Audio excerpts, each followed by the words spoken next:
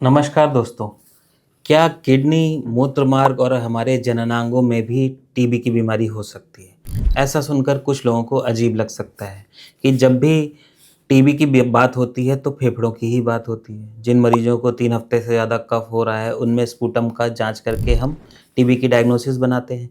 लेकिन ऐसे मरीजों में जिनको पहले फेफड़े का टीबी हो चुका है, उनमें से 10 से 15% मरीजों में किडनी या मूत्र मार्ग में टीबी की बीमारी हो सकती है। तो और इसके प्रेज़ेंटेशन क्या हैं और उपचार क्या हैं, इस वीडियो में हम इसी के बारे में बात करेंगे। जब किडनी या मूत्र मार्ग में टीबी की बीमारी होती है, तो उसका वे ऑफ प्रेज़ेंटेशन जो है वो कई प्रकार से हो सकता है। तो सबसे जो कॉमनेस्ट प्रेज़ेंटेशन का तरीका है या जो मरीजों को लक्षण जो सबसे सामान्य रूप से होते हैं, वो है इरिटेटिव वॉइडिंग सिम्पटम्स, यानी कि पेशाब करते समय बार-बार पेशाब जाने की इच्छा होना, रात में भी वे बार-बार पेशाब करने जा रहे हैं। तो इस तरह से ये टीबी के मरीज़ सबसे ज़्यादा कॉमनली या 50% से ज़्यादा केसेज़ में इस तरह से प्रेज़ेंट करते हैं। इसका मतलब ये नहीं है कि आपको बार-बार अगर पेशाब जाना पड़ रहा है तो आपको टीबी की ही बीमारी है।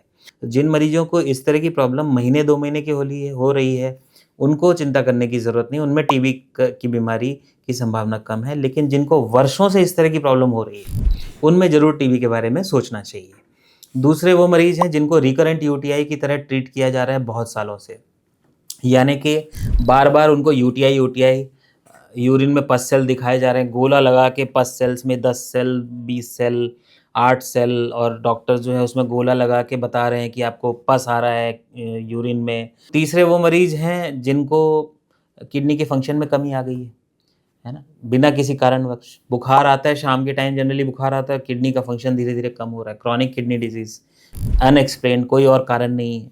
तो इस तरह के मरीजों को भी टीबी हो सकता है।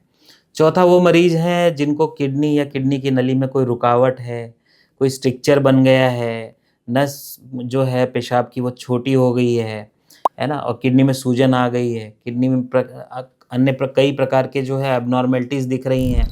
इस तरह के मरीजों में भी किडनी के टीबी के बारे में सोचना चाहिए। महिलाओं में कुछ मरीज ऐसे भी हैं जिनको क्रोनिक पेल्विक इन्फ्लेमेटरी डिज़ीज़ की तरह ट्रीट हो रहे हैं, तो उनमें भी टीबी की प्रॉब्लम हो सकती है।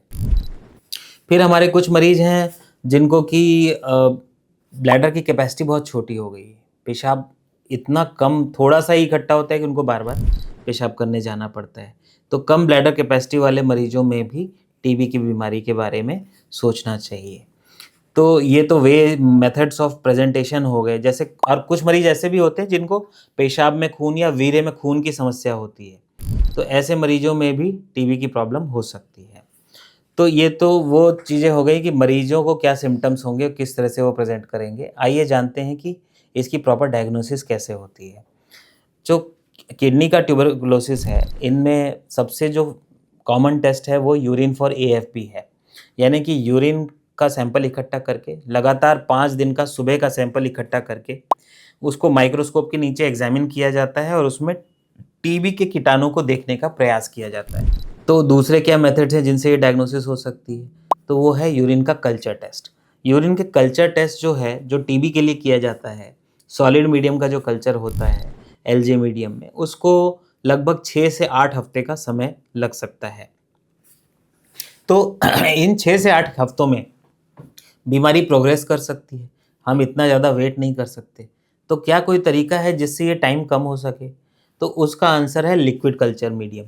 तो लिक्विड कल्चर मीडियम या रेडियोमेट्रिक कल्चर मीडियम या बैकटेक कह लें इसको, तो इस तरह के जो कल्चर मीडियम होते हैं, ये लिक्विड में टीबी के कीटाणु को ग्रो करने की कोशिश करते हैं और इसके रिज़ल्ट 2 से 3 हफ्ते में हमारे सामने आते हैं और हमें टीबी की डायग्नोसिस मिल जाती है।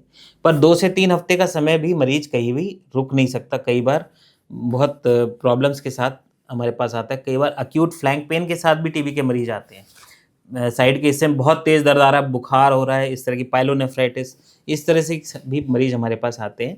तो ऐसे मरीज़ों में फिर या ज़्यादातर जो सबसे कॉमन तरीका है डायग्नोस करने का आजकल, वो है यूरिन में पीसीआर टेस्ट फॉर ट्यूबरकुलोसिस।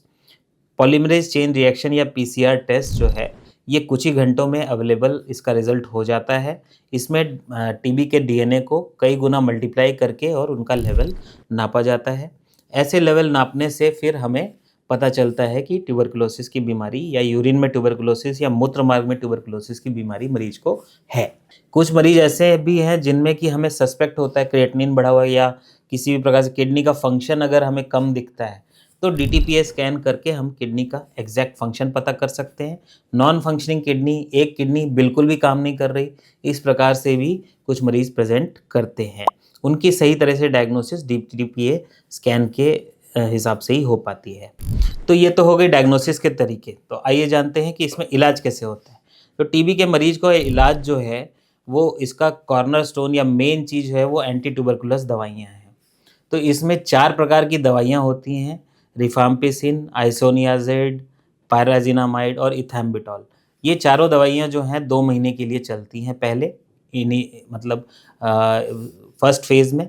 तो 6 महीने का ये पूरा कोर्स होता है टीबी के ट्रीटमेंट का और ये भारत देश में आरएनटीसीपी नेशनल प्रोग्राम के तहत डॉट्स थेरेपी के तहत सरकारी गवर्नमेंट इंस्टीट्यूशन में और डॉट सेंटर्स पर फ्री में उपलब्ध होता है। तो इसका आप ट्रीटमेंट इस तरह से फ्री में ले सकते हैं। पर कुछ मरीज ऐसे भी होते हैं टीबी में जिनमें सर्जरी की रिक्वायरमेंट होती है। तो ऐसी सर्जरी कोई भी अगर रिक्वायरमेंट है तो वो पहले 4 से 6 हफ्ते तक टीबी की दवाइयाँ चला करके शरीर को टीबी के कीटाणु एक्टिव टीबी से मुक्त करके तभी की जाती हैं। इसके अलावा कुछ मरीजों में है यूरेट्रिक स्ट्रिक्चर बना हुआ है, तो उस स्ट्रिक्चर को हटा के और यूरेटर को रीइम्प्लांट हम कर देते हैं। कुछ मरीज हैं जिनमें कि पेशाब की थैली की कैपेसिटी बहुत कम हो गई है, तो उसमें आहार नली के एक भाग को पेशाब की थैली में लगा करके पेशाब की थैली की कैपेसिटी हम बढ़ाते हैं। इसके अलावा कुछ मरीज हैं जिनमें एक किडनी पूरी तरह से ही नष्ट हो चुकी है, उसमें कोई फंक्शन ही नहीं है लेकिन वो पेनफुल बहुत है और बार-बार यूरिन में संक्रमण उसके वजह से हो रहा है। तो ऐसे में दूरबीन विधि से उस किडनी को हटाया जा सकता है, लैप्रोस्कोपिक नेफ्रेक्टमी की जा सकती है।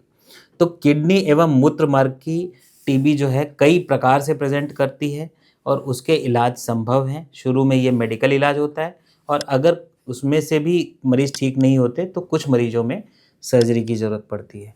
इस वीडियो में इतना ही। धन्यवाद।